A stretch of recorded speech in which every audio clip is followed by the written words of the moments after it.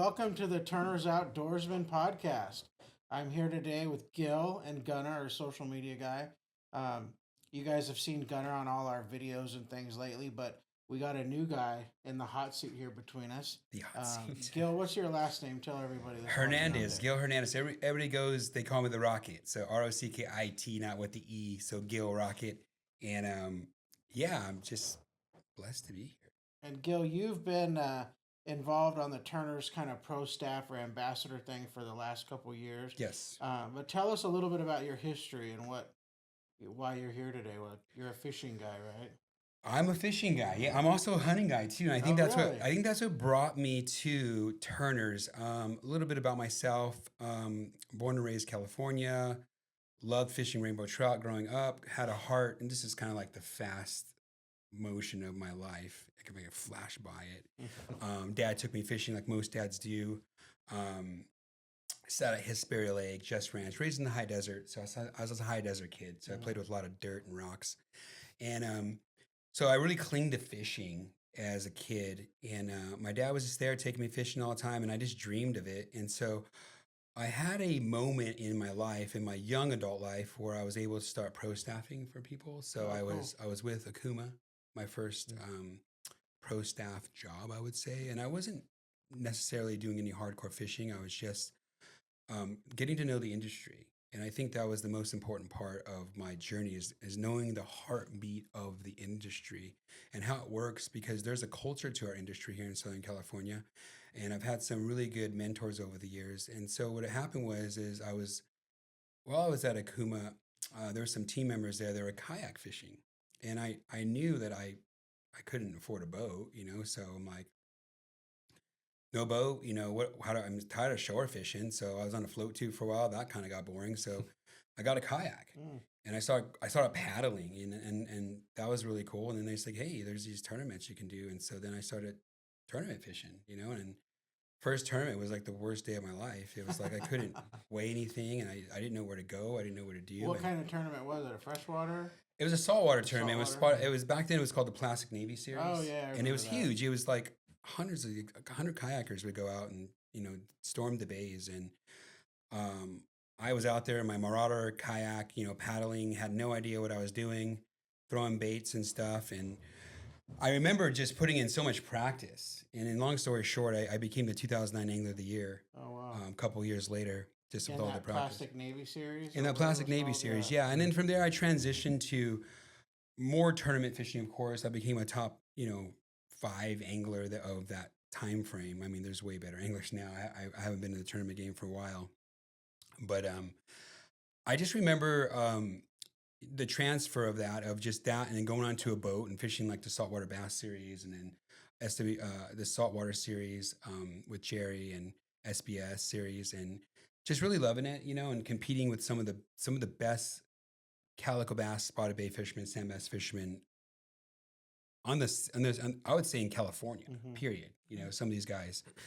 I don't want to drop names because if I forget a name, people are going to be like, "Why didn't you say my name?" Yeah. Matt Moyer, so Mr. Padres fan, but I fished with some of the best, and then there was just a time where I just said, you know what, with my kids growing up, tournament fishing got really tough for me. And it was just, I think I was too nice too with tournament fishing because I was just like telling everybody my secrets. And I was just like, realized I was more of a personal guy. Like I loved doing seminars. And helping people. I love that. I mean, I love helping people. I think that's what the sport needs is help in guiding people.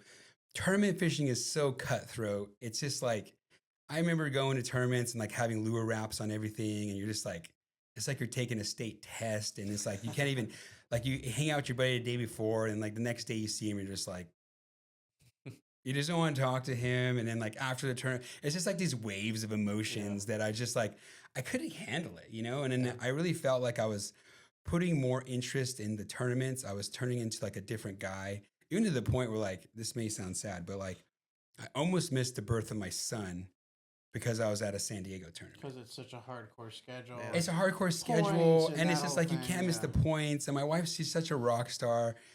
And like, she's like, I think I'm going to have the baby. I mean, before I left, she's like, I think I'm going to have the baby today. I'm like, should I stay? She goes, no, let's go fish. We'll be fine. Because we have 4 boys. We have 4 boys. So she's like, I'm a Yeah, rock you've star. been through that a I know few how to times. handle this, right?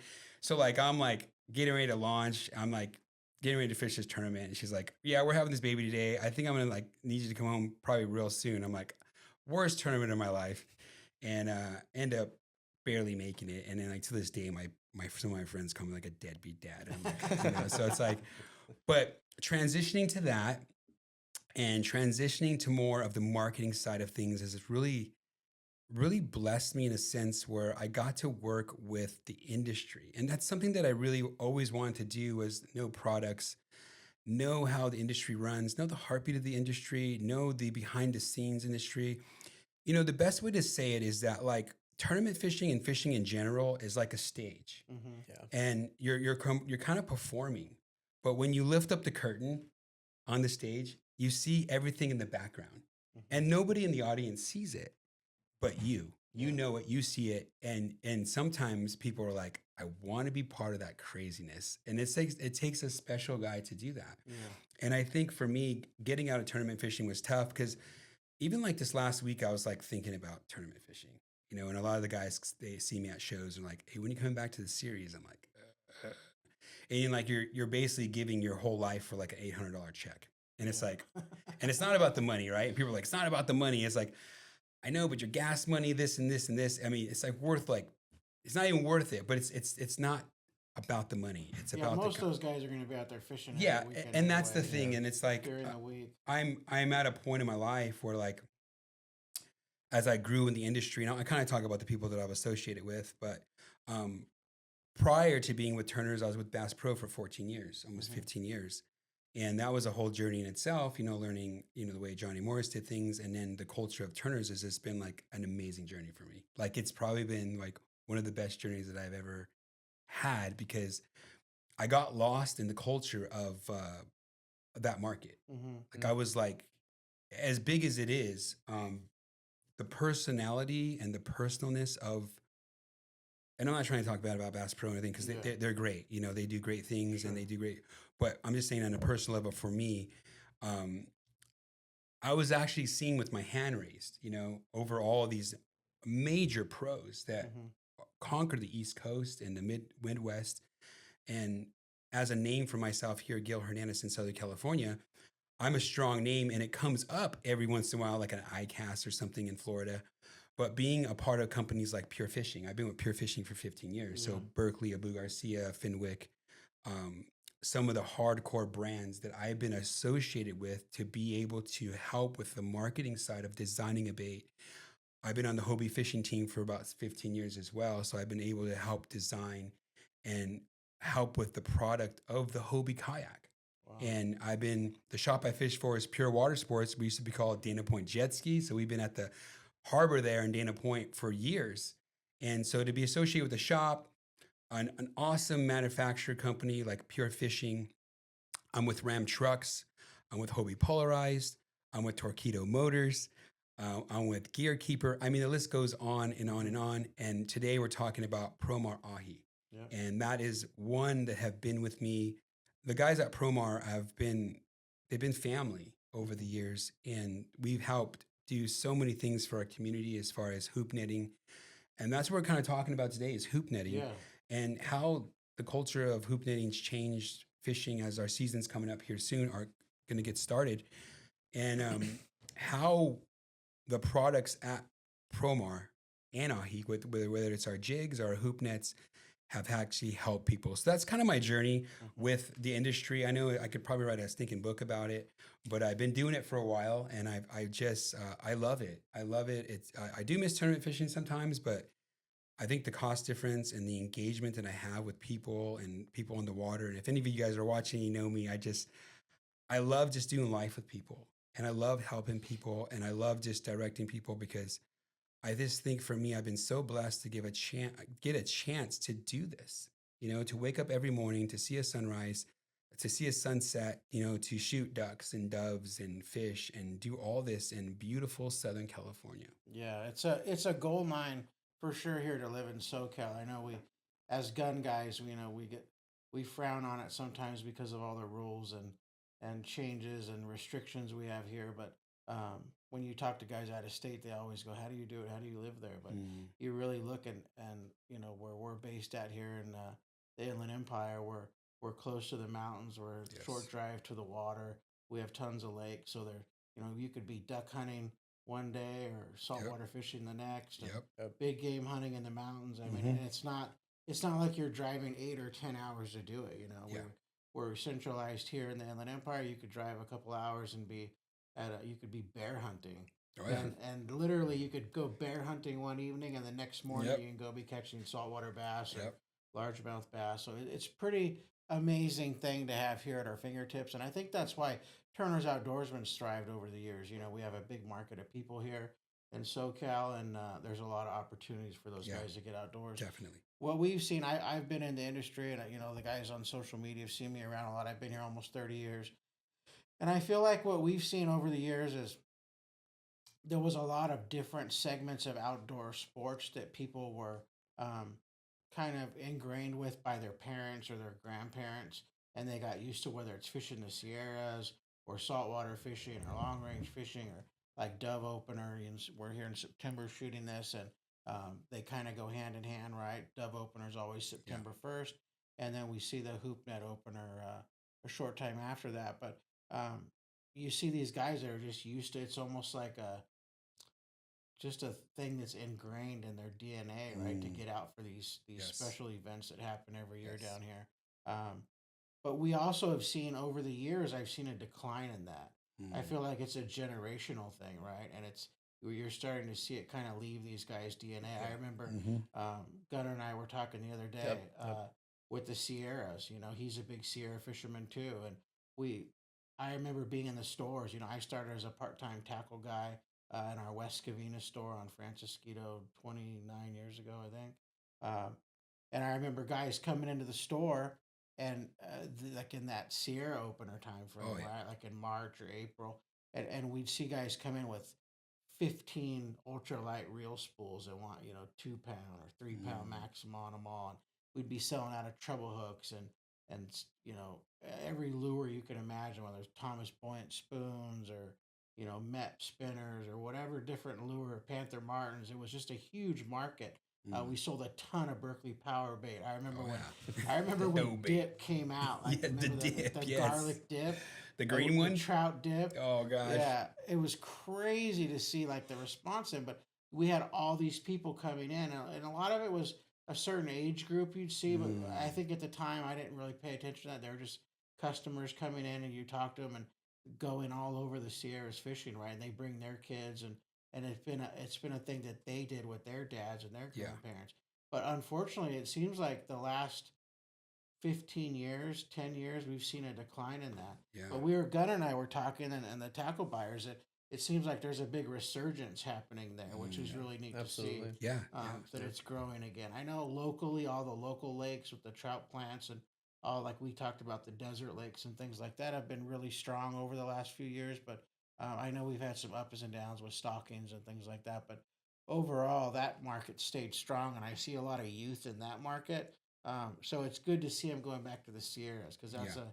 a pretty neat thing. And hopefully they start going and start a new generational thing, culture. right? Where they Yeah. bring what I see now more than ever with the youth in fishing and hunting is they start to bring their friends. Mm. Like I'm getting ready to leave tomorrow to go out for dove opener, and one of my boys is taking some of his friends right from the Mm. football team, and they started that a couple years ago. Now I have a couple kids out there. Like last year, I had 3 kids from my son's football team out there dove hunting with us, right? So, and some of them will stick with it, some of them won't. But it's neat to see that tradition pass, and you hope that they can get their dads involved or whatever. Yeah. But you got to really get that age group outdoors to find out what they enjoy. And maybe it's bass fishing, maybe it's saltwater fishing or dove hunting or duck hunting or whatever it is. But it's so important to keep those people engaged because it seems like um, we can lose it like that. Oh, Yeah, It can go away absolutely. pretty quick. Absolutely.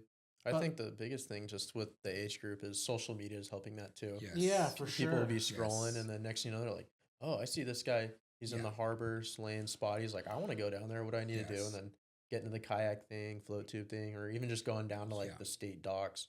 And I think- walking around yeah, and fishing. A lot of people exactly. didn't know that. Yeah. You know, Yeah. back in the day, you'd have to kind of figure it out or see people doing it or talk to people at the tackle shop or in Turner's. But like you said, now I see all these guys posting video. Now the opportunity to learn out there from videos and things like Yeah. that. I think that's always big. A lot of it was hard to get involved with. Guys who go Yeah. pier fishing or whatever, but now they're seeing all these niches and they're ninja Mhm. fishing all these ponds The and ninja docks fisherman. and all Yeah, that. dude, I did that as a kid, man. I got kicked out of golf courses by security guards all the time. Yeah, I think it's Yeah. just a rite of passage, though. If you're like Yeah. a young fisherman, you gotta. I'm not condoning that behavior. Not Yeah, saying oh, yeah, it. no, I get it. Yeah, I get But it. yeah, Yeah. you gotta go have fun and catch fish and take your buddies with you. I mean, some of Yeah. my best memories growing up were going down to Orange County with one of my really good buddies, my brother, and we'd go fish in Orange County, and then we'd head down to the docks later that night and go catch spotties and Yep. all those. I mean, everything, bat rays, spotties. It was just Yeah. fun. Those are great Didn't even memories. matter though. You were Yeah. fishing. Oh, Yeah. we were just there hanging out. That was There's the a best lot part. worse thing kids could be doing. Oh than yeah, sneaking Tell me I out. about think it. that's when I think That's about what's it in crazy. generalizing, like that's where Turner's does an amazing job. Is that we put on seminars, right, and we engage with the community. But when we put the seminar on, a lot of people too, like, cause I'm so big on social media, cause like it's part of like what I do. It's part of my Mhm. contracts, and I just love posting Sure. about simple things, like, hey, let's, trout fishing is huge for me. I guide up in the Sierras. I do all lead. I'm like a really lead core line Mm. guy. Like I'm catching big cutthroats and browns. That's like my thing. I have pictures, places where I've had big fish, Mhm. and people always are like, I could never do that.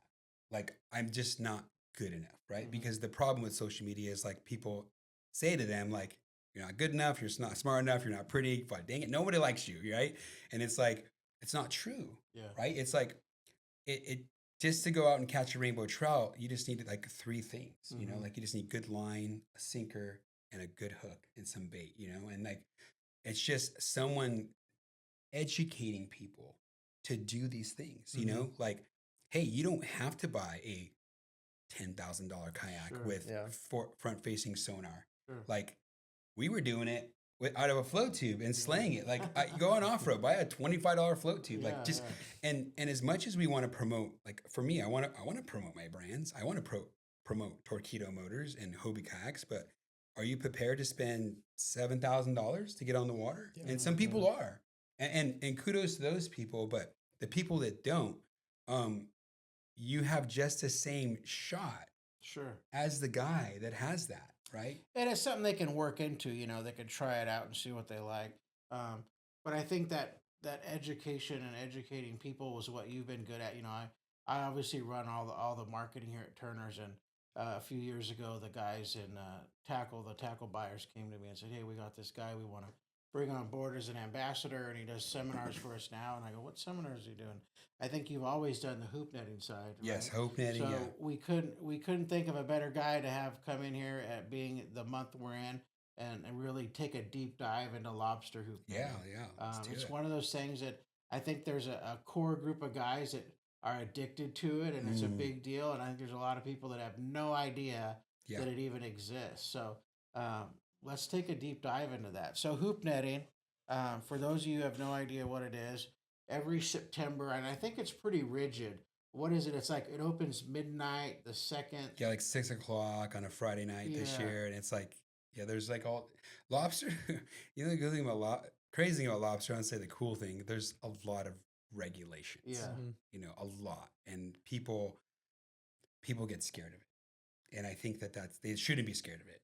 But as we talk about it and as we process it together as a group, we can kind of navigate through those waters. yeah. Yeah. And I haven't been involved in it in a long time, so I'm not as up to speed on it, and that's why we wanted a pro like yourself in here to talk about it. But when I first started getting involved in it, we were diving for lobsters, and I think Mm, the diving hoop netting season always coincided. I remember years and years ago, I didn't even know what hoop netting was.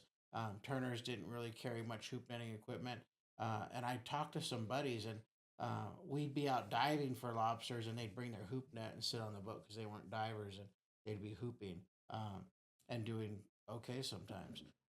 But that was the first I'd ever heard of it, and then it kind of started to slowly grow. But and I don't know if it's that way now. You can tell us, but back then it was like it was like the second Saturday in September at midnight or something Yeah. weird like that, Yeah, right? it's changed a little bit. I think I'm not exactly, and I don't want to give hard dates because Sure. it's someone's, but it's usually every year is different. I mean, I remember one year they did it at midnight, Yeah, like it used to after be midnight, 12:01, and and then now I think it's after 6 that's on a more Friday. civilized. Yeah, and I think they consider a lot of things. I've been working a lot with the game wardens at shows and talking to them because I help.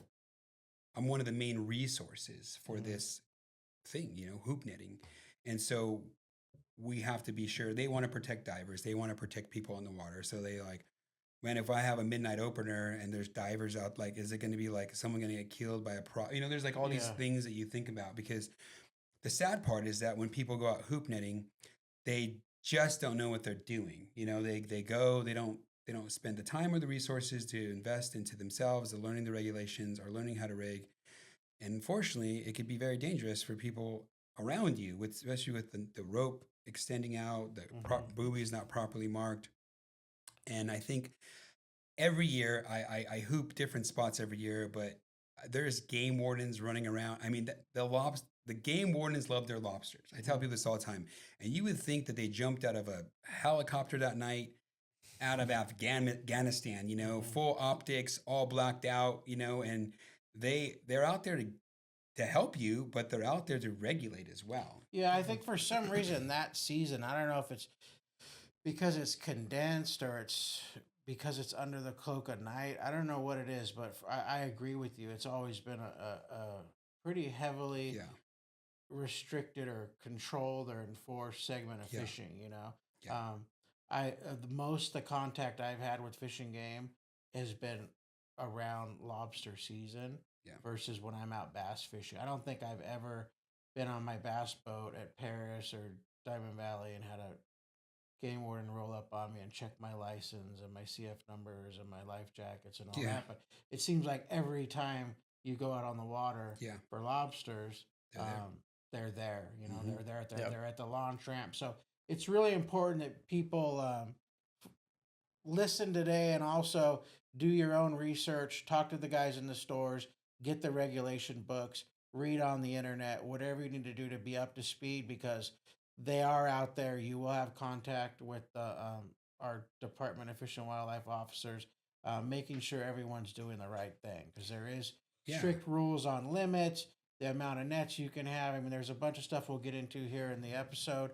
Um, but guys, make sure you are up to speed on those regulations because it is yeah. a big. Huge. It can be a big trap if you're not following all the rules. Yeah, yeah. So right off the bat, I would say talking about hooping just as we go into it. First of all, we have a slew of resources at our stores. Every Yeah, turner, we're stocked up. I try to do at least 2 to 3 seminars before the lobster opener, just to kind of give people a more live and feed with questions and answers.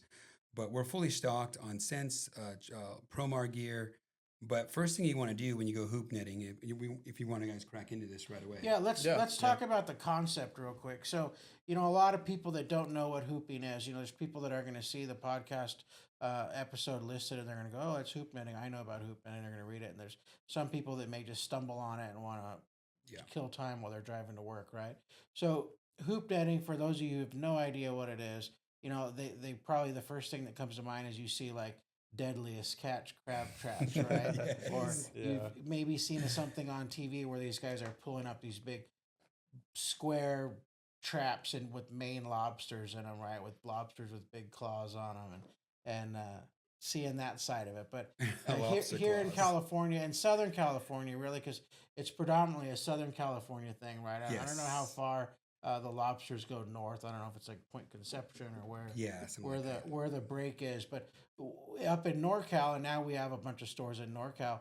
They have had a different kind of thing going up. They have the Dungeness crab Oh thing up Yeah. there, yes, right? Yeah. yes, And that's always been kind of a big industry up there. And I know that's gone through some changes with closures and things like that over yeah, the years. I don't know what the current status is, but as far as hoop netting down here, it's where guys can go out on the water um, via boat, kayak, yep, whatever, jet ski, anywhere they can get out on the water.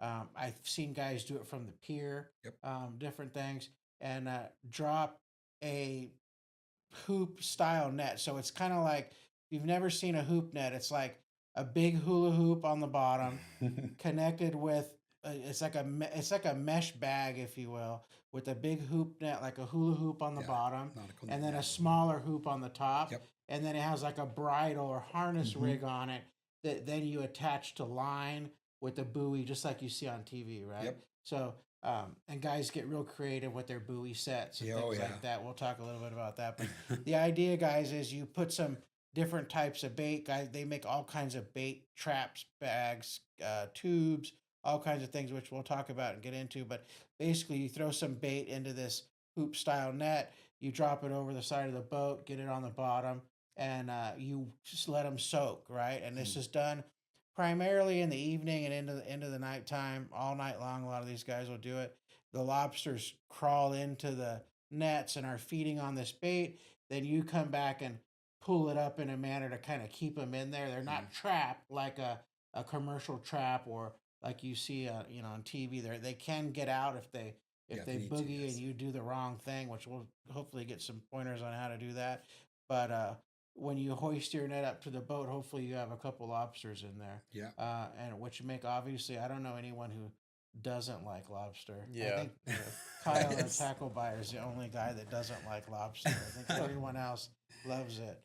You're everyone's best friend when you're a big hoop netter or Yes, you are. lobster diver because everyone wants lobsters.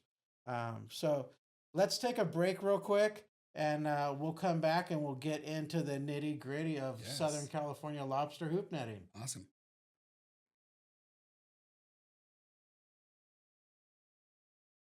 All right, guys, welcome back again. For those of you to catch up, we're sitting here with Gil Hernandez, one of Southern California's premier anglers.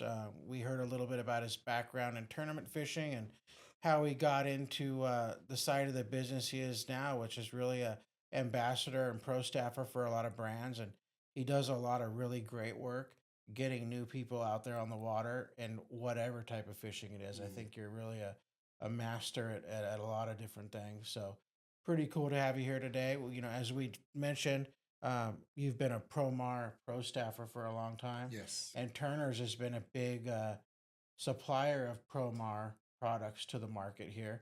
I know when we first started getting into it, it was a big business for us, and it still continues. I know I oversee the warehouse side of the operation too, and every August or September when we see those truckloads of hoop nets roll in, it's maddening for the warehouse guys because they take up Yes. so much space and like they do in the stores. But that whole thing's changed over the years. I remember the let's get into a little bit of the product that people need. And I know the hoops have changed.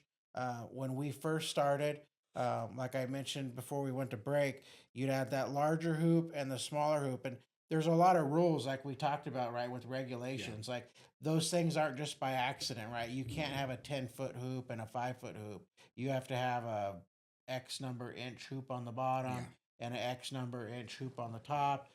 Back at the origination of hoop netting that I recall, they were two loose hoops. So when you laid it flat on the bottom, there was only a small area the lobsters would be Yeah. over, and then you'd pull it up and kind of get them to fall into the belly of that net, and you Yeah. pull it up. But I can't remember what year it was, and I'm pretty sure Promar was a inventor of that. Was the conical style net, Yep. right? Which is now pretty much the standard. I haven't Yes. seen anyone use the Lay flats. old style lay flat flat nets in nets, a yeah. long time. Yeah. And I know that the conical style nets, guys, for those of you who don't know, it's as we mentioned, it's a larger hoop on the bottom. I'm not sure the dimensions. Let's call it 38 inches or something. Yeah, with 42 32 and a inches, 36. 32 and 36. Yeah, with 32, 36. That's the bottom size Yeah. hoop. Yeah. And then the smaller hoop on the top, they're separated by some like bars Yep. to keep some separation. I don't know what the height is, but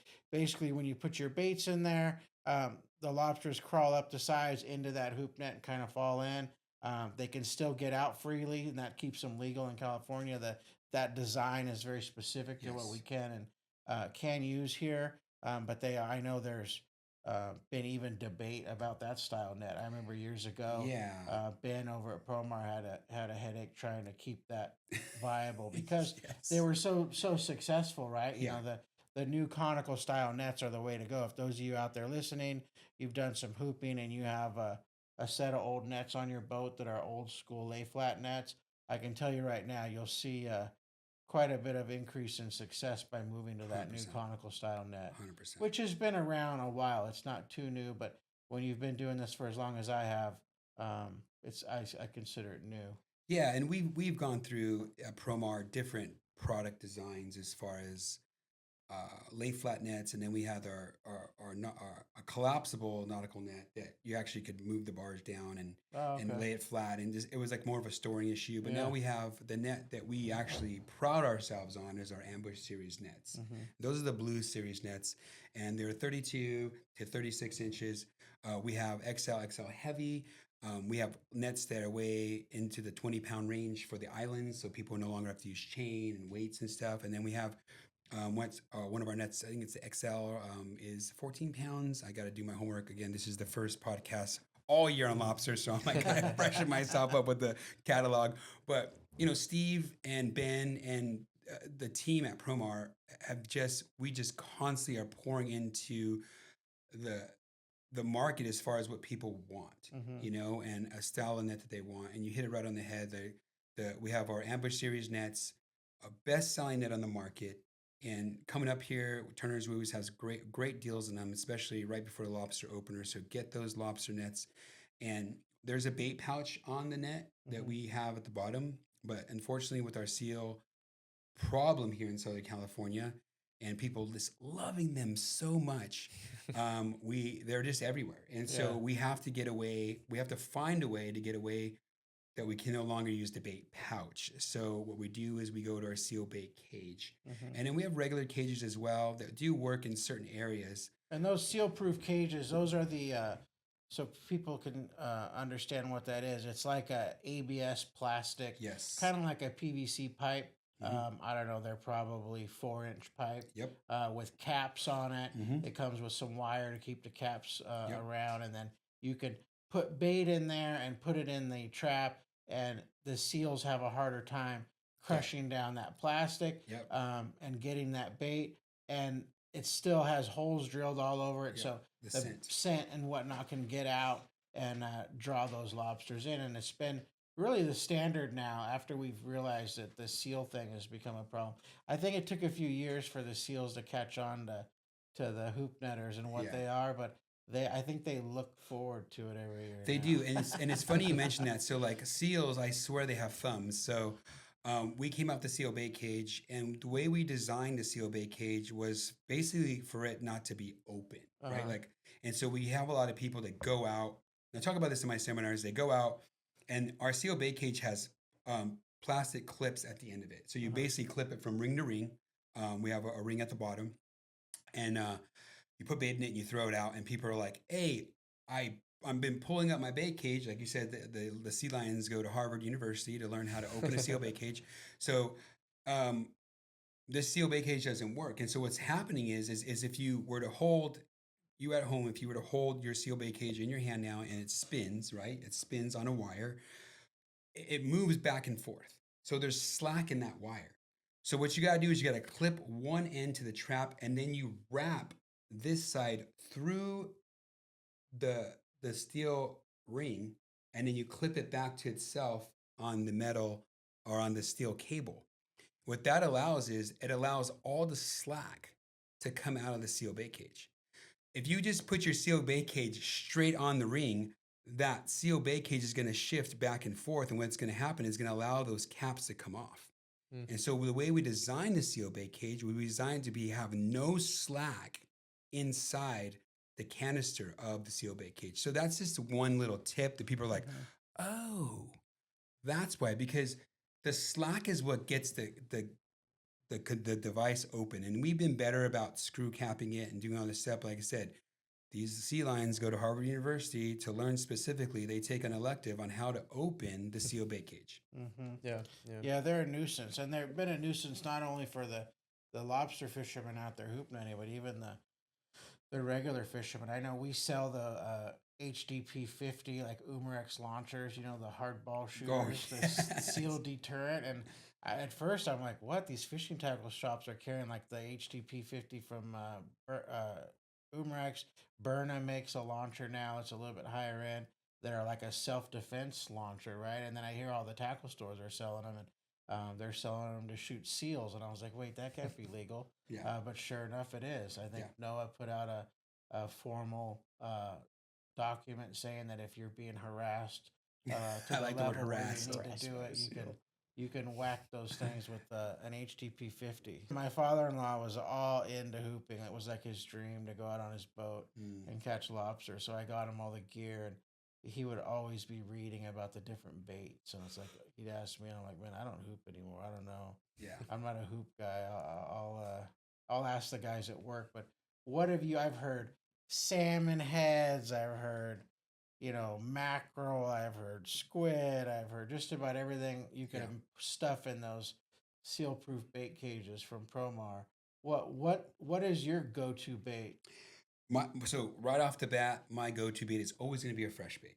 A fresh bait is always going to be good. Whether it's for me, uh, I like using sardines, Really? mackerel, and those are kind of like I kind of stick with those things. And for me, being on a kayak or being on a smaller boat, we sell the sabiki rods Mm-hmm. from Ahi. Sure. And so in between sets that I pull, I'm catching mackerel. Mm. And it may not be specific on the sabiki rod. Sometimes I'll bring like a little trout rod out with me with like a little piece of squid. And Lead Masters does a really great job. They make a glow weight that we sell in our stores. And just with a single hook, with the little piece of squid, and in between pulls. And a lot of times we'll talk pulling. You don't really have a lot of time, but even like 5 or 10 minutes, if you can make a fresh bait, is the best thing to do. I'm also really affiliated with the Bite On product, so like I'm an ambassador for Bite On, and Tony there, he's made a great product. He actually put me on the face of it, which is a new thing, and people are like, "Oh, you only like Bite On because your face is on it." It's like, no, that face has been on it like the last 2 years. It's like I've been fishing it for years now, but I believe in the scent. I believe that lobsters that as that current moves, and we'll talk about current and the great times to fish these lobsters. Yeah. As that current moves through the water and that scent gets pushed through, and if you put the position of your lobster net in the right position, these lobsters come down. But I've heard everything from salmon heads, and I've tried salmon heads, and a lot of these companies, there's a lot of them out there that are great that actually scent the bait prior. They freeze it for your convenience. Oh, you can buy like processed. Yeah, baits, there's yeah. like a lobster log. I think there's a company that makes lobster logs. There's different companies that buy bait that's already treated and already frozen. So what I do, and me personally, is I make my bait, whether I'm making it fresh on the water. I'm not a big believer in cutting bait on the water. So like I'm hoop netting a lot. And so like if I hoop net on a Tuesday, I'll make bait on a Thursday. And I call it meal prep. I'm always dieting, unfortunately. I hate it, and so I'm meal prepping constantly. I feel like I'm eating air all the time. So I'm basically meal prepping lobster stuff. So what I do is I take a seal bait cage, and 2 seal bait cages fit perfectly in a 1 gallon Ziploc bag. And so basically, I set my bait with Bite On, I pack my bait, I freeze it, and then the next day I'm grabbing just frozen bait. And so I like to throw me personally, I like to throw a frozen bait in the water and have it thaw for a lot of reasons. One, it's not as messy, especially being on a kayak or even on a small boat. And when you deal with any type of scent, you're going to slip. And so it could be a real dangerous thing. I had a guy I did a seminar with, and he was just like, did not like the scents. And I was like, hey, to each to their own. And a lot of things when it comes to baits and stuff, it's all to the preference of a person. I mean, I've had people swear like it's cat food, it's chicken thighs, Yeah, yeah. it's my grandmother's menudo recipe. And I'm just like, to me, I just always think like the biggest, and this is just in general for you who are in the industry, and my industry friends know that have been fishing professionally and stuff for a long time. Like the biggest critics sometimes come from the cheapest seats in the house. And it's like we have done the work, and I'm not AI. Like I don't know everything. I'm learning to this day, and Sure. I learned from the smallest things. And so I'll go. I remember years ago I went and a guy was using like a bluefin carcass, and You can use bait as long as it's not a game fish, as long as it's not, it's in regulation. And Mm-hmm. so he was using like small carcass, and he did great, And some guys may do good at cat food, but for me personally, I just know a fresh bait, fresh sardine, a fresh anchovy, um, And when you say mackerel. fresh, you're talking baits you're catching the prior week, Yeah, Yeah, yeah, things fresh like and dead. that. What about guys that, everyone's different, right? I imagine the majority of people that are going to be out there hooping are going to be on small craft, right? They're yeah, going to be on center consoles. They're going to be on a little bit bigger boats, yeah, day cruisers, things like that. But those guys have the ability, they have cutting boards on their boat. Would you say that it's a thing that you recommend these guys catching fresh bait and stuffing their bait cages and yeah, going in the evening and doing all that? Because I always heard the opposite. Like you want old. It's almost like old the stinky, stay in your catfish of the sea, backyard. right? Like Yeah, they want yeah, old stinky mackerel yeah, bait or things like that. So it's interesting to hear. But if you think about the real world, right? These lobsters are eating what they can get to. yeah. They're They're bottom constantly dwellers. looking for Yeah, they're bottom bait, and dwellers. they're going to eat what they're accustomed to. So obviously, dead sardines or dead squid or anything like Yeah, that, I would imagine they're going to respond to.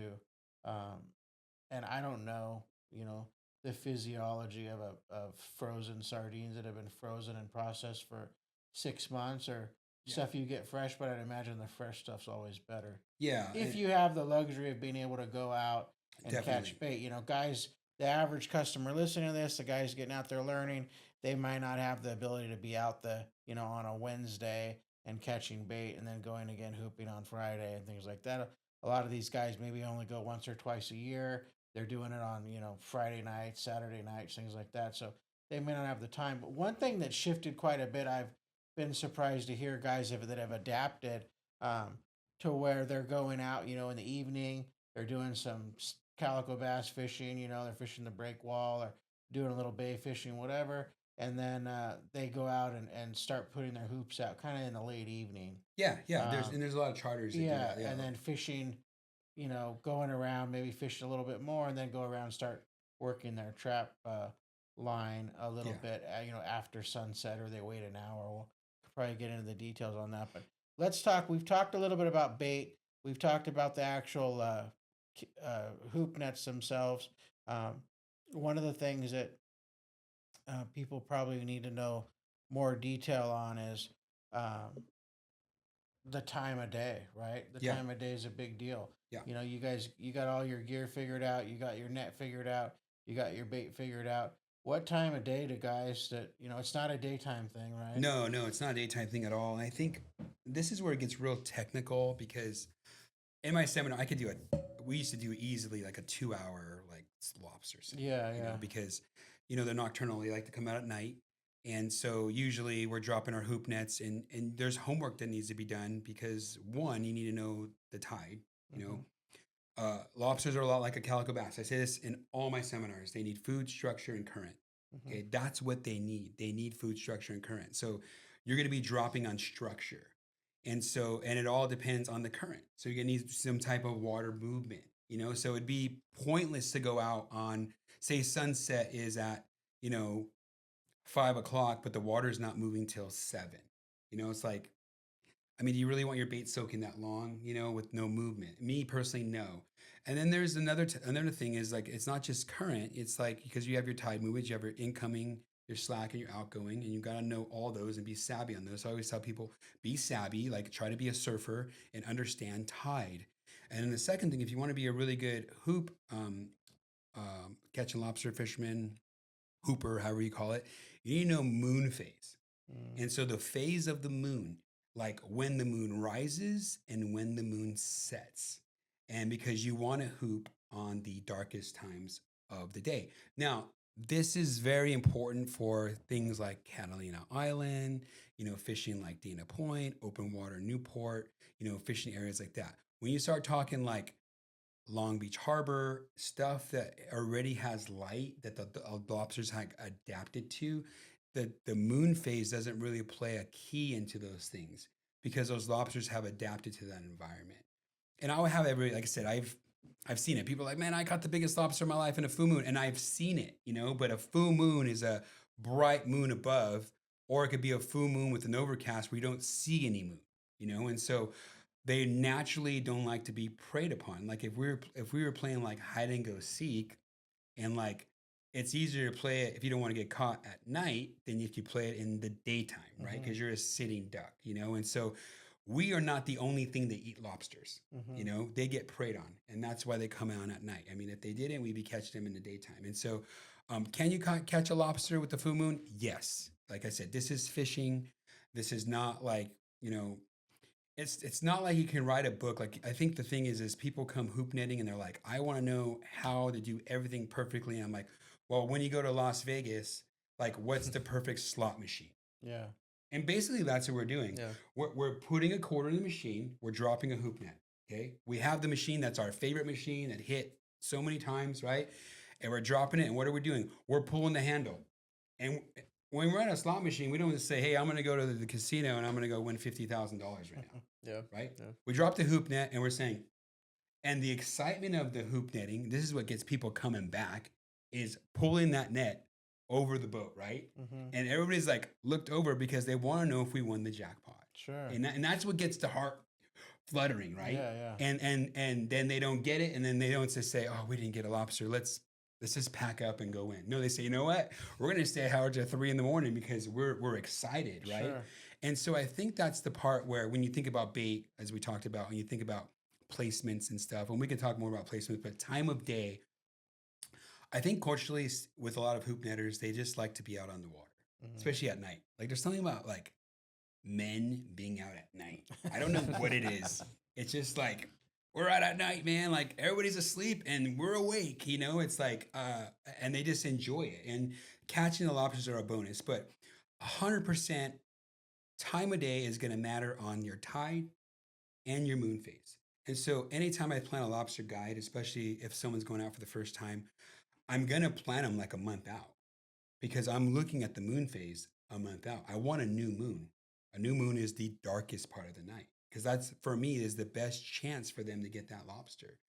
Can we catch them? Because there's a moon rise. So the full moon's not going to be the brightest till 10:30. Well, we have up till 10:30 till where it's dark and it's going to start rising, right?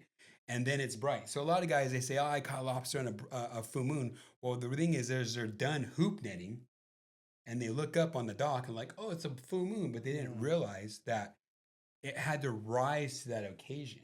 Sure. But have I seen lobsters? I mean, I saw a 9-pound lobster caught in a full moon. Yeah. The brightest moon I can, and I didn't catch anything. And my buddy was like, look at this 9-pound lobster. I'm like, okay, well, learned something today. It's like, I'm not going to sit there and say it can't be done, Sure. Yeah. So you made an interesting point on, let's talk about a couple things. One of them is the amount of hoop nets you can have, right? Yes. So you kayak. I haven't seen your rig in person. Okay. But what is your rig like? You have a kayak. It sounds like you have a pretty high speed kayak. Yeah. But how many conical style hoop nets can you get on your boat? That's a great question. That's probably the number one question people. So let's just talk regulations, period. Pier is 2, right? Man-made jetty is 5. And then, so basically you can have, if you're hooping by yourself, you can have 5. Okay. And then we'll kind of get into like what I do. If you're on the water, if you're on the water by yourself, you can have 5. Okay. Now, if you're with a group of people, you can have no more than 10. Yeah. Okay. So for me personally, I fish a Pro Angler 14. I have a 12 and a 14, and they're both rigged with Torpedo motors. So I go up to like 7 to 8 miles an hour. It's not 78, 7 to 8. People are like, whoa, that guy's flying. And I stack mine 5 high. Okay. I don't recommend that for everybody. So my thing when people, and I've been doing this a long time, and I literally maneuver my Hobie kayak like I'm on a party boat. And I deck tan before. I've done all that stuff. So I know how to work lines. I know how to work my boat. And so a lot of people that I take out on my guides, I give them 2 nets. And once they start to get familiar with the 2 nets and learning how to do that, and the reason why is because there's a time that you drop the net and then there's a time that you pull the net. And so for me, I could do 5 nets. I can get 5 nets out in probably 15 to 20 minutes tops. Now I take a guy out for the first time. It takes him 25 minutes to get 1 net out. Now remember, I'm pulling these nets every 20 to 25 minutes. So let's talk about that. So let's guys Soak with a times. boat can have more than one guy. You're out there solo boating, Yep. right? You can have 5 hoops on your 5 boat. nets, yes. If you have 2 or 3 guys with you, your buddies are out on the boat to help. You can have maximum 10. Maximum 10. So it doesn't mean that if you have third or fourth guy, you can have 15 or 20. Exactly. No more exactly. than 10 nets per vessel. Yep. Um, Tops. Yep, tops. So, and that's the California law. Yeah. So, when you guys are putting these nets out, you mentioned one thing that's really important. I'd heard different things, and I've heard guys say, "Oh, you want a sandy bottom, or you want a muddy bottom, or you want to dump them right on top of the reef." Like, what is your go to see the most success you've seen? And if your kayak, you're doing most of your hooping from your kayak. Yes. Yes. And you have, I'd imagine with everything you got going on that you have some electronics on that kayak. Yes, I do. Unfortunately, I do. Yeah, because I would think that if you're gonna be successful fishing structure, just like with bass fishing or anything else, you're gonna need to know where that structure is, right? 100%. I think that's doing the homework, and we have a lot of resources out there. We have like Navionics, things that you can do on your cell phone. You can actually find reefs and structures. I remember doing this, 20 years ago, and there's nothing. We're just blind dropping and then when you get like an eel or something, you're like, oh, I'm too close to the break wall. And then when you get like, just a sand crab or something, oh, I'm too close. I'm in the sand. You guys kind of figured it out, But I think now it's like again, look for the structure. And being a traditional bass fisherman, calico bass fisherman, this is where I'm a little bit more ahead in the game because I know what to look for, especially in a tournament setting. So I just kind of switched the tournament off and like, okay, this is where the lobster is going to be. And so what I like to do is, and we have a slew of resources at promarahi.com. We make a lot of videos, and you can research that as well. But even on my own personal Instagram, I talk about the valleys. So when you look at your fish finder and you find a reef, what I'm looking for the valleys. And so lobsters like to crawl down. And so they don't necessarily crawl up. And so what I like to do, and I kind of perfected it over the years, and sometimes I miss it. And my fish finders are really accurate. So like when I throw my net over, I can see my net go down. And what I'm trying to do is I'm trying to find those valleys. And I want to put my net in the middle of the valley. Now, a lot of times if you put your net on the side or on the top, what happens is current can actually tip it over, or a lot of times when you pull your net, you get stuck and then your lobsters come out. And so I try to find that free valley to where, and I don't get it all the time, but I try to get it to where, and that's the cool thing about being on a kayak because you can control the speed. And so even though I have a motor on my kayak, I usually pick my motor up. It's only to get me there and back, especially because I'm so exhausted at night, but I use my pedals to kind of get me the accuracy to get me on those valleys. And that's where I feel I do the best with my guides and with the people that because I go on boats as well. Like people say, hey, I have a boat. You want to guide me on my personal boat? Yeah. And I'll take over. I'll show them the electronics. I'll show them our Promar equipment. I show them how to do everything. And I show them exactly how to do net placement.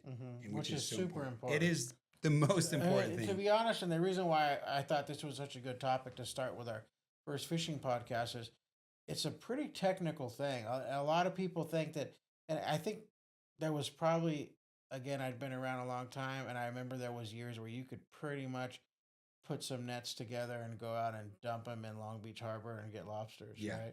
Or Marina Del Rey or wherever. But I think now that it's fished a little more intensely, it's a bigger deal. I think it's important that you really know the tricks of the trade. Yeah. And people need to know because they buy equipment. Hell, in some cases, they bought a boat, right? And they go out and they throw their nets over, and then they don't get anything all night, and they come home and their wives laugh at them, and they feel miserable. I think too with the boat, like I get on so many boats, and like we're dropping nets, and then I tell the guy, like the guy's like, I never catch any lobster, and I can't ever find the valley, and I'm like, where's your transducer? I don't know. Well, if it's in the center, and we're missing it by 5 feet. Yeah. Like, is your transducer in the back, or is it like? Because if it's in the back, then maybe we should drop off. If we're sliding, if we're sliding, let's give it a 5 count and then throw over instead of just saying like, let's just throw it over, like knowing where your transducer is on your boat to get that, because it's all about accuracy, right? And so doing the math, like, okay, we're gonna slide up on this, my transducer's in the middle, the back, wherever it may be. Let's time it to where we're gonna throw it over, and then the accuracy comes.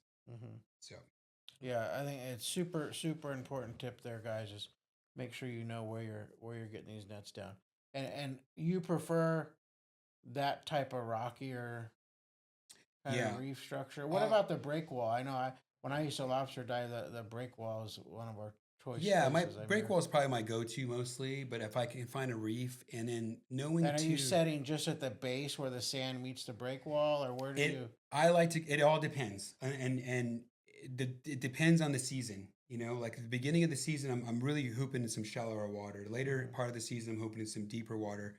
But it all depends. I try to find the rockiest structure with the biggest valleys, mhm, and that's kind of my go-to for lobster hooping. And also too, if you come to one of my seminars, dropping on these things are going to be a little difficult too because all the rope you're playing with. So I have like extension cord winders I use, and if you come to one of my seminars or visit one of our resources at Promo Ahi, you can see it. But I have my line zip tied by color, mhm. by depth. Ah, So every 5 feet, right? So like if I know I'm hooping in 25 feet of water, I can unwind 25 feet plus another 5 feet, depending on if, because you got to know if the tide's going in or out.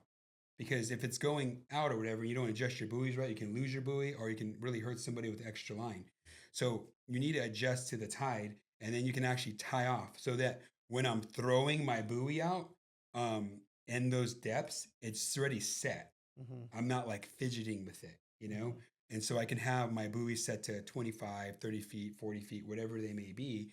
And I'm not sitting there like, because back in the days, people were like zip tying and like they're twist tying and they're throwing rope out and there's spaghetti mess everywhere. And I've kind of have it down to a science now to where it's like, okay, we're going to be hooping today in 25 feet of water. It's an incoming tide. We're going to rise. I'm looking at the tide. It's going to rise 3 feet. We're going to give 2 feet of grace, and it's kind of a science, you know, it's Yeah. about learning the moon phase, the tide, how it works, so that the night goes by easy because you have that small buffer window to pull a net. You don't want your net mhm. soaking for like an hour. Yeah. So I did a little bit of homework on you. So I Yeah. was watching some video and things like that. And when you were talking about the rope, I was thinking you were talking about you had an extension cord Hmm. holder. So if you want to go into a little bit of detail about that to help with the headaches and the line, like Yeah. excess line and things like that. Yeah. Over the years, you know, I've been on the kayak and it's very difficult to like manage rope management, Mm-hmm. you know, and you're very confined. So we started using a group of us guys started using extension cord winders at Home Depot. They're like $3 a piece, and it's just basically like it's a orange. I try to buy the brightest colors and put some reflective tape on it and stuff. And you basically what you're doing is you're just tying a loop with your buoy at the end, and then you're just winding it up, and then you can actually kind of slide and make like a bow, and then tie it around the extension cord, and then tie it, and it actually creates like a cleat to where the rope doesn't come out. And then throughout the night, if you need to make the adjustments, you just undo the cleat and let some more line out or wind some more line in. And it's basic, and it's been a blessing over the years to seeing people use it. Yeah. You know, Yeah. because it's Why like hasn't Ben made one yet? uh, it's funny. We've talked about it, and I really would like to make my own someday, but it's just like I Yeah, never find the time. But like sure. I think too, it's one of those things in the market where people are like, "Why would I buy one when I can go to Home Depot and buy like a $2?" You know, Yeah. you'd have to do something more with it, Different, like something have like unique. AI in it to like shoot an image of a like you know, you'd have to have something that's like you know that would track your buoy if it's Yeah, lost. it would just be nice to have something where it's a one-stop shop where we have Yeah, access to them versus yeah, and a again, hardware store stop. yeah, But let's take a break. We've been going for a minute, guys. One thing we want to make sure we mention before we go to this break, you mentioned promarahi.com. Is yeah, that where? promarahi.com with slew of Okay, which resources. is promarahi.com, right? Yes. Promarahi.com. That's the product line that we carry at Turner's at all our locations that Gil's sponsored by. They are literally the leader in lobster gear and a lot of other cool fishing gear Mm, that a lot of R&D has gone into from yep. guys like yourself and the owners who are on the water a lot. So make sure you check out promarahi.com and we'll be right back.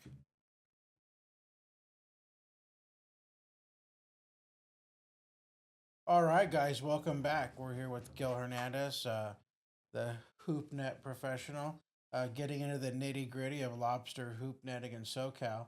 Uh, so, Gil, we were kind of talking when we went to break about um, line management, right? We went Yes. over the hoop, we went over the bait systems, we went over a little bit of where we put these darn things to try to get some lobsters in them. We talked a little about when you want to do it, Yeah. right? Which a lot of that's going to be a learning curve for guys. We talked about how there's a ton of resources. A lot of that you can, hopefully, at the end of this podcast, will be a great resource for people. But also promarahi.com. You Yes. guys have a lot of tips and technique videos and things like that Yep. up. And then, of course, Turner's does a great group of seminars. I don't know how many a year are you doing now in our stores? I do one to not two a year, and Okay. so we have one coming up. Again, Yeah. we don't want to give hard dates, but if you're looking at this video right now and it is lobster season, I will be at one of the stores. I work with Lake Forest a lot too. So Okay. yeah, so Yeah. that's So go to Turners.com, guys. Call your local store. If you're a TDC member, right, join TDC and go to our Turner's TDC app and join the Turner's Discount Club. Make sure you get those emails right to your inbox, and you'll hear and see things like when these seminars are up and coming, because you definitely want to catch it. This guy is a wealth of knowledge when it comes to not just lobster hoop netting, but all fishing, and he understands how to kind of translate it and teach you guys how to be successful on the water. It's very mm, passionate to him. So with that, we went over the basics there. Why don't you walk us through your whole rig, right? yes, So I mean, there's a lot goes into this, and everyone does things different. I've seen guys that like take their floats and put PVC with flashing lights and beepers and everything you can imagine under the sun, right? yeah, So what does your rig look like? Let's start with your nets. Let's talk about weight, right? So I know when we first started doing this, the nets were limited. Guys would just drop a net down. It would take time. Then I've seen weight kits and I've seen heavier. We touched on yeah. heavier nets. But for the guys that are, where are some of the most popular areas where guys can SoCal can get out and do this? Is it a lot of them are intimidated? They're not experienced boaters. They're not going to go to Catalina at night. Now you get the guys that kind of are more experienced. They know what they're doing. They're going to be, they're the bluefin guys and the sea bass guys that own their own Parkers or Freemans, and they're out at the islands all the time. And they have a super high comfort level. But what about these guys that have, it's the core of our customer base, Yeah. right? These guys that have 18-foot center consoles, or they have 20-foot bayline or bow riders. And I see them. I'm on the water. I used to be on the water a lot more. But when I was out there, I always see these guys in all kinds of different vessels, Yeah. right? Trying to get out there and hoop net or fish the sand bass if it's biting or whatever. Um, where's a good, safe, general area these guys could start poking around? Are the harbors still a viable thing? Is Yeah, that yeah. So it again, it all comes down to regulations. I know okay? like certain harbors you can't hoop net, like Dana Point Harbor, Yeah, and so just know where you can hoop sure. net, and like Newport Harbor, like you just got to know the Where you regulations. can, And again, we don't want to. I don't want to stress so much in regulations because it's the job of the angler to know those things. sure. I would say though that every angler needs a lobster card, and every angler needs a measuring device. Yep. And if you're 16 years or older, you need a fishing license with lobster card. And they always say, well, if my son is 3 years old and he needs a lobster card. If he's participating in any type of lobster hooping, he needs a lobster card. And let me give you a scenario real quick: is that if you're on a boat with family and dad's like, I'm the only one lobster hoop, and he's putting up a lobster hoop, and he asks for his son to give him a lobster gauge or even a flashlight, he's participating in lobster hooping, and he will get a ticket. And he needs a lobster And card. he needs a lobster So card. that's Yeah. an important one. So not only you need a fishing license, guys, but you need a lobster card. The stores have them. I'd imagine they're available online, like fishing license. You have Yeah, to you buy can get them him. in I store. would prefer to get him online. That you Yeah, have him right away. yeah. So you can get a lobster card online, and then with all this cool gear we sell in the stores, you want to get yourself a lobster gauge. Yeah, lobster gauge as well. Um, So talking about gear, those are the things you're gonna need. You're gonna uh, need because it's part of your inventory, and you're gonna need a pen. Your pen is the most important thing of your lobster. If you don't have a pen, you are not lobster hooping. which when you're hunting or you're fishing, I've been in that situation a lot where you don't have a Yeah, pen, right? yeah, I remember the deer tags used to be all really cool where you could just cut them with your knife yeah, and you could mark out where you shot something, and it'd be good enough for the game warden. But I nowadays I think it was on the bull I killed last year in Colorado. You had to have a pin to write on it. You Yeah. couldn't just cut it like we can here. Yeah, on my seminars, I do like a grand prize, like a whole hoop net and everything. I'm like, what's the most important thing when you're lobster hooping? And people are like, the net, the gloves, the light. And I'm just like, no, without a pen, you can do nothing. Yeah. Yeah. Nothing. So So now you got to stay legal, right? yeah, and the thing is, you're on the water, so have a pen that works, Yeah. right? So bring a box and like a Plano case that's like watertight, things that, put your Sure. license there. So license and a pen are so important. But for me, gear is depending on the situation you're in. Some guys are in smaller kayaks and stuff, so I would say a 32 ambush net is good. Or the guys are on the boat. Like for me, I throw a 36 ambush net, and I can stack them 5 high. And again, we went over like how many you can take and whatnot. And then all my rigging is going to be detachable rigging. So when you buy the ambush nets in our store, it's just the net with the bridle and the float. You have to buy the rigging itself. So you would have to buy, and we have kits that come. We have like our kits that come with the float and the rope and a light stick, and it's a great value, and we sell them out at a great price during lobster season at Turner's. And so what you want to do is I right off the bat, I take that out of the pack. I get my extension cord winders. I wind everything up. Before actually I stretch out the line. I think it's 60 feet. I can't remember, 60 or 70. Again, I need to do my homework next time I come in here. And then I mark it every 5 feet with zip ties. Okay, and then I begin to make my float. And this is where I tell people in my seminars, this is where the kindergarten artist comes out in you, because you can make your float personal with glitter and, reflection tape. And because what's going to happen is you're going to go out in the opener and everyone's going to have a white buoy. And it's like, well, where's mine? And then, so it's already a heated night. There's people everywhere. And then now you're pulling up someone else's lobster buoy. So there's confrontation, right? So it's like, let's get the confrontation out of this. And so let's create this buoy. So what I do is I usually paint my float, stripe it, make it any color you want that separates your buoy from everybody else with reflection tape.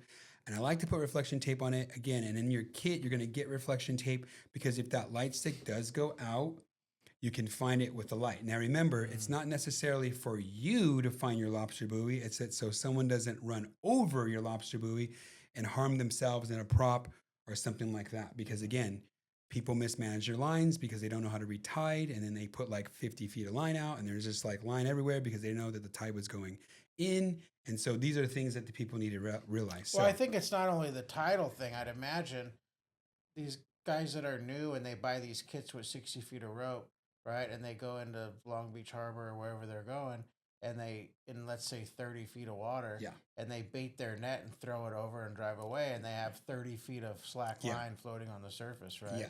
So I can imagine that's a disaster. yeah, And this isn't a secret. There's guys out there doing it. I don't know. I've heard over the last few years, we've seen a little bit of a decline in the amount of guys on the water, but you're out there every opener and during the season. Is it still pretty? oh, it's a zoo. It's a zoo. It's a zoo. And when you see it really busy, is it not? We don't want to deter anyone. It's a zoo because it's a lot of fun and the rewards are very high. But just like anything else, like I mentioned, I'm going out for dove opener. It's always kind of coincides, and it's a zoo, right? There's a ton of Yeah. people. I'll be there. They're getting rained on by shot and everything Yeah. else. But you know what? It's like the biggest Yeah. thing we look forward to Yeah. every year. It's like Christmas for hunters, right? Yeah. And the lobster opener is the same thing. But do you see, is it predominantly certain periods of the year when the season's open, obviously, that you see more or less people? Is it good to go on, midweek nights and things like that? You obviously probably see some less traffic out there. Yeah, I've been blessed over the years. I've been mentored by Jim Salazar. He's like the godfather of Yeah, I know lobster. Jim. I go way back with Jim. And so me and Jimmy are really tight. He's taught me so much. And, he stopped hooping the open. He's like, what are you doing, man? Like, why are you going? Because he, it's good all year long.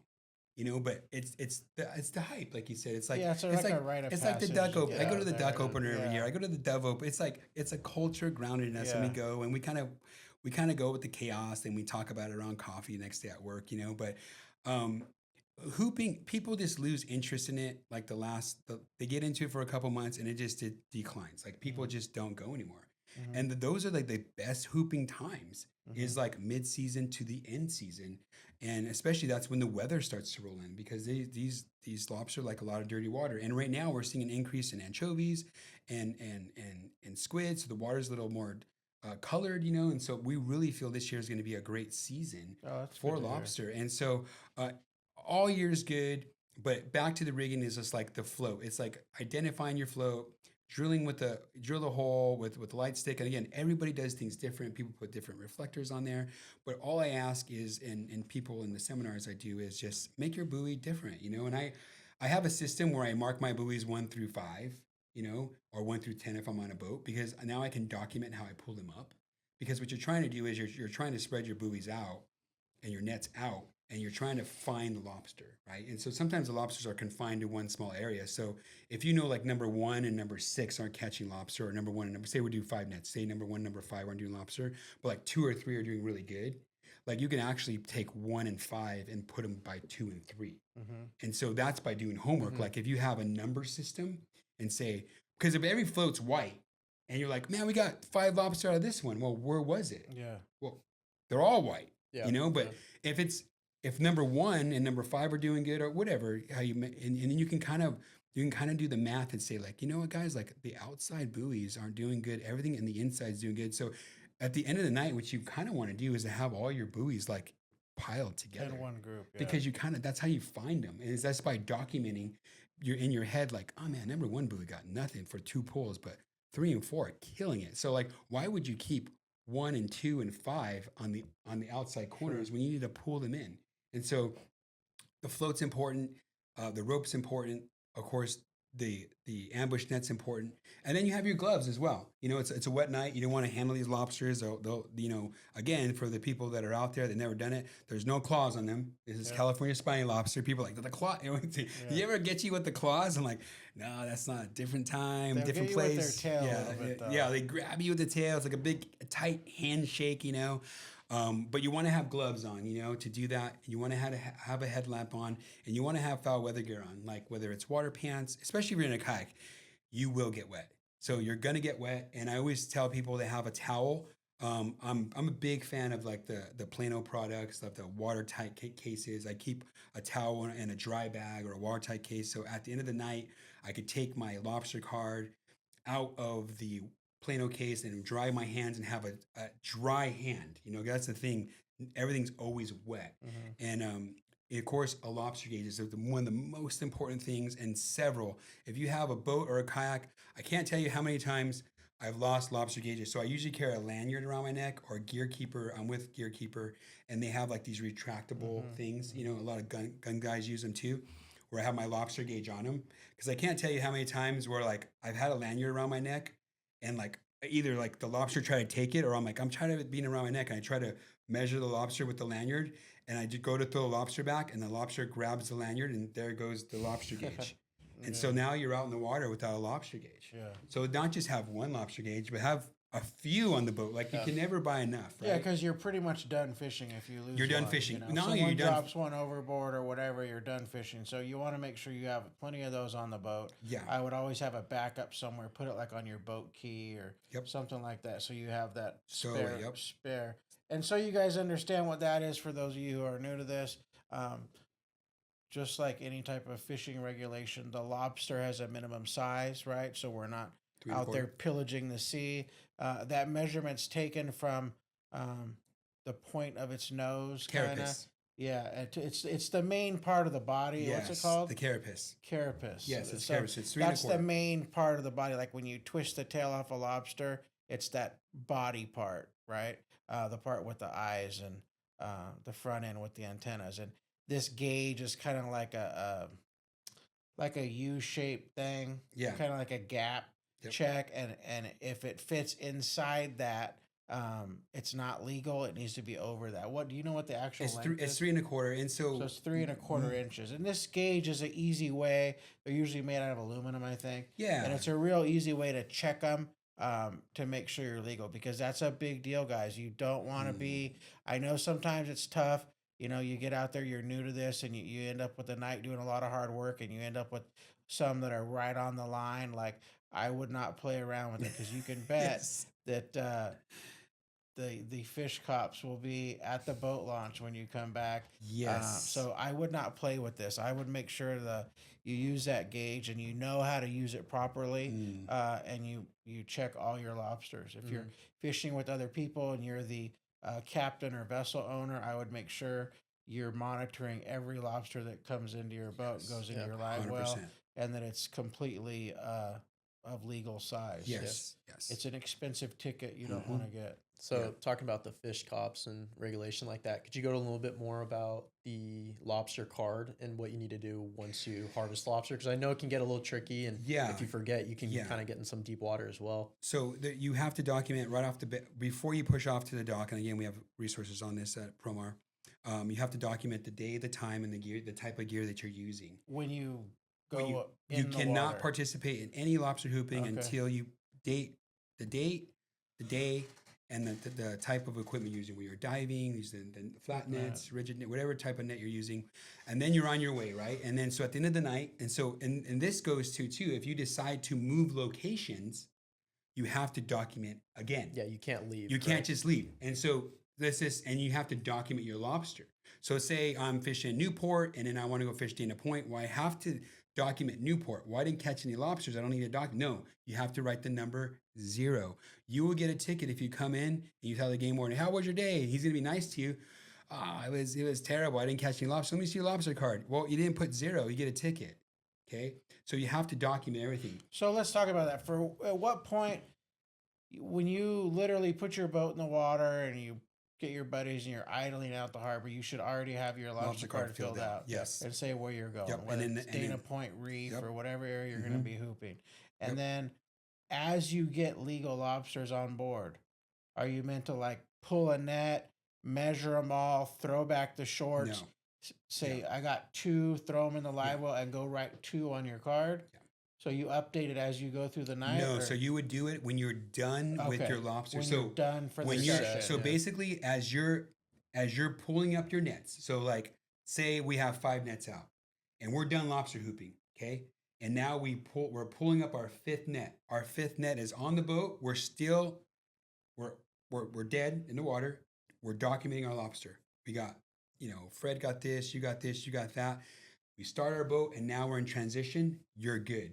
Yeah. If you do it the opposite way, if you put your nets on your boat and you start to move without documenting your lobster and he stops you while in transit, you're going to get a ticket. What about when you're actively hooping? So, like, I know it's a lot of my friends and a lot of the people I've talked to that do it. They go out, they like I said, they do a kind of an early set. A lot of them, too, I've heard, forget the opener rush and what time you can have nets in the water, whatever. But if during normal mid-season, they'll go out on a Friday night or whatever after work. They'll get out there at 6, 7 o'clock, not quite sunset, right? And they'll put nets in, kind of lock their spots down, right? Yeah. And then they'll go fish a little bit and come back, rebait them, maybe move them around a little bit, because that's more of the serious time. But there's enough people out there, especially like at places like Dana Point Reef or some places, there's be people there, right? There'll be people on all the good spots.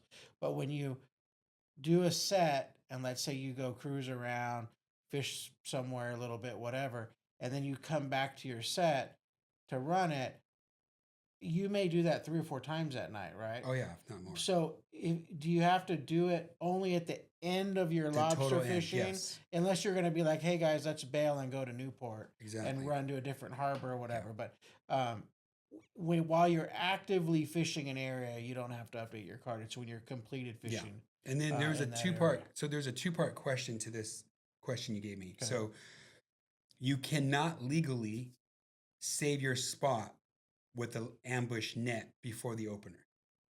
Okay. What you can do though is you can use a buoy marker to mark your structure for fishing bass. So basically what you do is you tie on a weight with your buoy and you can mark your spot that way. Okay. And you can tell, and it's not. And that's before the opener. Before the opener. Yeah.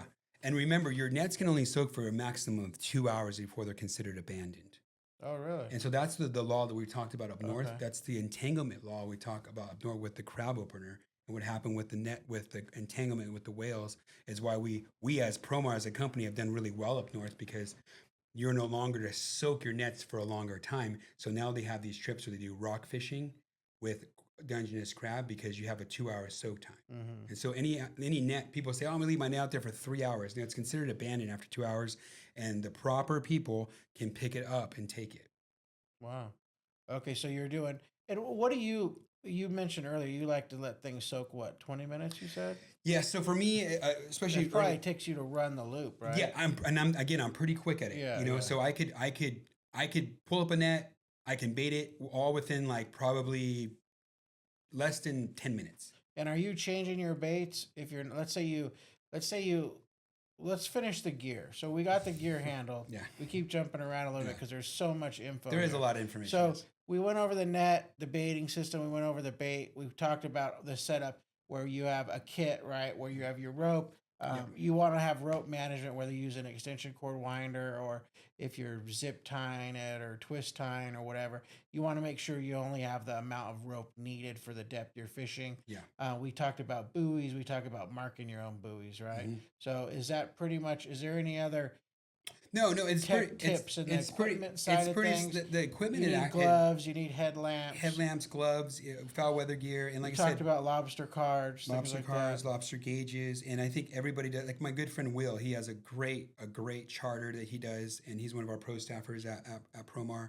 Awesome captain, and he has a system that he does similar to mine, but for Mhm. more deeper water. So it's the gear is kind of like some of the easier parts of this. It's Mhm. just knowing what to do and Yeah. knowing when to drop and the tide and the moon phase and just the little tiny niches that people do with the scented bait. And like you said, as we move on into like, well, when you pull it, like when do you rebait, right? Yeah. And like we call that ghosted bait, when the bait like loses its flesh, like it Uh-huh. loses its pizzazz or whatever. Uh-huh. And so that's where like the bite on products and like again, there's so many opinions out there where people are like, that stuff doesn't work, we hate it, and some people are like, I love it, and that's what makes fishing, right? Yeah, That's what, absolutely. I mean, if it was all just cut and dry, like, well, how fun would it be? Like, but it's like, that's why there's so many baits on the market. That's why there's so many fishing rods in the market. It's like, there's always something that's you feel in your heart is the best thing. And so for Sure. me, the seal bait cage, it really keeps the bait intact. Mhm. Like they can't eat it. Like if you have a wire cage, it'll be gone in like 2 setups or like 1 set. It'll be eaten. Seals will eat it. The lobsters will eat it. The calico bass will eat it. Everything's gonna eat it. The thing about the seal bait cage is that nothing's gonna eat it, but you're gonna lose the scent. Mhm. And that's the cool thing about the bite on product is because we have cloths that are pre-scented. And so all I have to do instead of like rebaiting, I can just drop a cloth in and then tie it back down, Mhm. right? Or to give it a couple of sprays, right? Mhm. And again, you got to be careful with the sprays because you could be doing like the moonwalk on your boat, because it's a little slippery, Oh, right? yeah, And yeah. so Oils. be very careful. Yeah, Spray it I like over. to hold it over the rail and do Yeah, it with and so- other scent stuff. And so yeah. it gets your deck kind of messy. And everybody's, and this is the thing about the industry, man. It's like everybody's entitled to their opinion, It's just, but like, how professional can we be about it, Mhm. right? It's like, fishermen are a little rigid, they're a little like bloody deckers and they just want to like hurt your feelings. And I'm like, come on, man. Like, we're all in this together. We're all learning together. Like, I have a lot of accomplishments over my life and I don't parade them. I celebrate them with other folks. Yeah. And so, but I think that's kind of the legit part of it is like your bait's gonna get ghosted throughout the night, like especially if there's a good tide. And so if you have the time to change bait, change bait. If you don't have the time, slip a bite on cloth in. Just keep that bait scented. Sure. So when you go and you do your sets, right? We talked about a little bit about you specifically. When you go put your 5 net set out, are you marking them on your fish finder where you're putting them, or are you just going by the buoys? Are you dropping a pin on structure, or what do you? My spots particularly are brainwashed in my head, Oh, okay. and so I kind of know where they go. Especially I'm doing a lot of jetty fishing, so I can read the rock formation on the jetty and just kind of I'm kind of like a Pangera person, I can just Yeah. know. And I just know the timing of it and I know how the night's going to go. For me, it's kind of like tournament fishing is like, I know the first hour of the tournament if I'm going to win or lose. Mhm. That's kind of how, like, you'll know right off the bat, like, oh man, it's one of those nights. And then sometimes it picks up and sometimes don't, but you're prepared for longer soaks. Yeah. You know? But when you go out, you do your 5 net set. You usually will go right back to your first net you Yep. set, Yep. and you'll pull that net. And let's say you strike out on that one, you got nothing in it, right? Yep.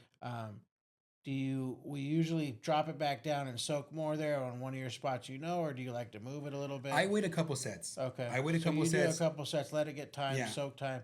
But the bait generally in a seal proof bait cage, that bait will last. It'll last the whole night. Okay, for the most part. The scent, Unless you got some ripping. Oh, so you want to. Yeah. So you'll even pulling it one Yeah. time, you'll hit it up, spray it, do something. Probably like to the second or freshen it up. third pull is when I'm starting Okay. to make some moves. Okay. Like, okay, do I need to rebait? Uh-huh. Because you have to imagine too, you're going out there and you're working with the tide. So I'm dropping my net at the beginning of the tide. I Sure. gotta let the tide work. Sure. I can't just say, oh, the beginning. Maybe they're crawling at the end of the tide. So I gotta give. I gotta give the net some grace. Okay, Sure. let's wait 1 or 2 pulls and see. But if I'm pulling my first pull and like numbers 3 and 4 are just killing it, the next set I'm gonna move them. You're moving closer. But if it's a consistent, like, oh, I got shorts here, I got one lot, and I'm gonna give it. You just have to give it a little bit more time. Okay. You know. What's your biggest lobster you've gotten a hoop? Oh man, I have lobster. I don't have a 10-pound lobster yet. I have 6 and 7s. All I right. do have a story though that like I think I had a big lot. It's when I first started hoop netting. So when I first started hoop netting, I kept getting eels, and like snakes just creep me out. I'm like Yeah, Indiana yeah, Jones, yeah. man. And so they just curl up, and I'm just like, I just cannot stand them, you know. And I've done guides before where I tell people don't put, because the guys grab their hoop net and they put it on their lap. And I had a guy one time I was guiding, he put it on his lap, and the eel it bit him right between the legs, Oh, wow. and it was like, and I'm just like deathly afraid. So eels have the same tendency of a lobster. So like when you start pulling your lobster net, you know lobsters are because they thump, thump, thump, thump, thump, thump. They thump the net. So you're like, oh my gosh, this is a big net. And so I remember when I first started hoop netting, I was getting eels all night, and they had that same thing, but it was a little lighter. And I remember pulling my net, and it was like thump, thump, thump, and I'm like, oh man, like, and I just kept dropping it back down, dropping it, trying to get it out. And then when I was so new to hooping, and then my buddy's like, oh my gosh, dude, that was a ton. That was like probably like a 10-pound lobster in there. Oh, man. And I just kept dropping because I was too afraid to bring it up. So now I'm just like, if I feel the thump, I tell people, just bring it up and then shine your lamp over. And if it's an eel, then like figure out then what to do with it, you know, because you have to deal with sculpin. You know, I've seen guys, I tell people the safety part of it. I always carry like hot water with me, you know, because like people like reach in and they don't see the sculpin, you know, so you got to know what's in the trap, you know. It's like, it's not always just lobster. There's eels, sculpin, all kinds of critters in there that want to hurt you, you know, and they're just trying to protect themselves. So when you do your sets, you like to move them, get tighter and tighter as you go. Yes. You get what you got going, and then on the tidal side of things, to let guys know, I mean, they can make a night of it still, right? It's Oh, not. They 100%. don't have to hit this thing right on the nose. If you guys have the time off work and the ability to get out on the water on certain days, like, don't be afraid. You're gonna have mixed results possibly. Yes, 100%. And do you guys on promarolly.com, do you have a lot of the details on insights on tide swings and Oh, yeah. moon phases? Yeah. That's all on there. Yeah. So there's plenty of research to do. Do your homework, guys. You see out there that 20% of the guys catch 80% of the fish, right? Mhm. So those are the guys that are doing their research, putting the extra time in. It's a big project. One thing you got to do is worry about your boat and all that side of it, getting your boat on the water, keeping legal and all that. But then you got to make sure that you have the best odds for success. Yes. So spend the time on that as well. Make sure that you are setting yourself up for success. I think we had some questions, right? Gunnar? Yeah, we had some questions. So on our People- Turner's Tackle page, everybody, we threw up a little questionnaire. I'm gonna pull these questions up. We're just gonna do a couple because I know we're kind of getting on a little bit of a time crunch now. But first things first, we don't want to give away all of your secrets. Yeah, no. I'm an open book, man. Yeah. So advice for dropping nets from a kayak. That was the first one that we had. And I know you you're very experienced with the kayak as well. Well, and again, I think I hit it towards the very beginning of Yeah. hitting those valleys, Mhm. you know, but I think especially on a kayak that you got to be careful what you're pulling up. Like we just talked about, the safety aspect of it. Mhm. Like, the closer you get to the break wall, the closer you're going to get the critters, especially the eels. Yeah. And so just know when you drop, you want to be around structure. That's the most important thing. And again, the closer you drop the break wall, you're going to get the critters. And when you're pulling up your net, just be very careful and cautious with the headlamp, and know what's in your basket before you put your hands in it. Yeah. and before you put it on your lap, Yeah. to start calling lobsters out. Mhm. So I think on a kayak, you have definitely an advantage because you're moving a little bit slower. You have more in control of the kayak. And that's why I love hooping off a kayak. You're kind of more stealth. You can kind of move in between the boat, especially on an opener. You can move in between the boats, you can see the lines going across, and you can stop on a dime with a paddle, or pedals, and you're not just, brakes don't have any boats. I mean, brakes don't have, boats don't have brakes, so it's like you can't just stop. You're going to coast into something. So the kayak is a little bit easier to maneuver. Yeah, absolutely. I mean, you're very personal with the water. You're right there with it. So very personal. But next question, how does your approach, I know you talked about it a little bit, but how does your approach change from the start of the season to the end of the season? So it's going to get a little deeper for me. Like it's going to get a little deeper, and I'm going to look more for weather. Mm-hmm. And so beginning of the season, we're not having a lot of rain. Lobsters love that dirty water. Mm-hmm. They love after a rainstorm. I mean, the best hooping I've ever done is either during a rainstorm or after a rainstorm, rough water, where it's like you're debating to even go out. You're like, should I even go out tonight? And that's like the greatest hooping, right? And because the water's dirty, and they feel more protected because the water's dirty, and there's more food in the water for them to scavenge on. Yeah, stirring it up. And so I think as the season goes on, I'm watching not just tide and moon phase, but I'm watching weather. And I'm going to be hooping a little bit deeper, a little bit deeper water. At the beginning of the season, I'm hooping kind of shallow. The lobsters are kind of like spread out. And there's two crawls in the day. They crawl from the rocks and they crawl out from the rocks. And so for me, later season, towards the closing of the season, I'm going to be hooping in a little deeper water. Yeah. So I know you touched on it a little bit at the beginning, but this year looks very promising because I know the water has been a lot cooler than the years previous. We've been, obviously with offshore fishing, we've been blessed with the El Nino years and the hot water and things like that. So you would say this year does a little bit more promising? Yeah, I think this year's promising. I'm not just saying that because I'm an ambassador for Promar. It's like this debate we see in the water and the conditions, they're seeming like over the years that we've seen good hooping, this is going to be a really, really good year. And so 2 years ago, we had one of my best seasons was 2 years ago. It was a really, really good season, and looking forward to it now. And, the thing too is like, we're all sportsmen out there. So some of you guys that are watching this, like you're not only hooping, you're shooting ducks, it's like I shoot ducks, and so it's like, how do you squeeze them both in? So it's like, when the weather comes in with the ducks, hey, the lobsters, it's kind of like a relational thing, it's like, hey, I got a cold front coming in, the ducks, and let's go get lobster too. So it's kind of like you can kind of watch the similarities of the things that you love. A little surf and turf action there. For sure. So one thing you mentioned doing guided trips. So you get there's a lot of guys out there that are really thirsty for knowledge. You mentioned you go out on guys' boats. Like, can they hire you to take them out and show them what they're doing? How do they find you for that? Yeah, so I have a website, rockitfishing.com. That's ROCKIT fishing.com. And there are my prices for my guide trips. And I can do kayak guide trips, up to 3-4 guys in a kayak. I provide all the gear, whether I'm going on your personal boat to show you how to navigate your navionics, your fish finder, or just to show you how to get the hoop nets out. I bring my hoop nets on the boat, and usually a lot of times I have you bring yours so we can kind of rig them up and I can kind of show you what I do.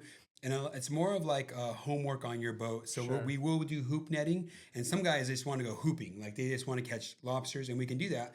But a lot of guys want more of the educational side. They want to learn how. They want to learn because there's so many guys that I've taken out in a kayak, and it's a blessing for them, and for me, I never see them again because you teach them one time, and it's like you got it. And so goes off. And so one of the tricks is like I tell people this is like during lobster season, the commercial guys, they drop all their traps on the structure, and so you can just during lobster season, you can go around and mark all the structure, and you have great bass spots when lobster season's over, and people don't ever think about that. It's like, why is that buoy way out there? And it's like, well, that's an amazing sand bass spot, and you don't even know about it. And so these are things that I just teach people on their boats as how to rig and how to, read their fish finder, how to find the valleys, how to slow down, how to approach a buoy. And again, these are all things that we have at Promar that we've done. I've done so many videos of Promar over the years, and I'm like their video guy. Jim Salzer's got Jimmy, Jimmy, stuff out there. He has a book he written on it. He has a full book. Jimmy has a book, and like I said, he's a great guy. And there's a lot of resources out there. So don't ever feel you're alone in this lobster game. We're here for you. And we have seminars and resources that teach you everything you need to know.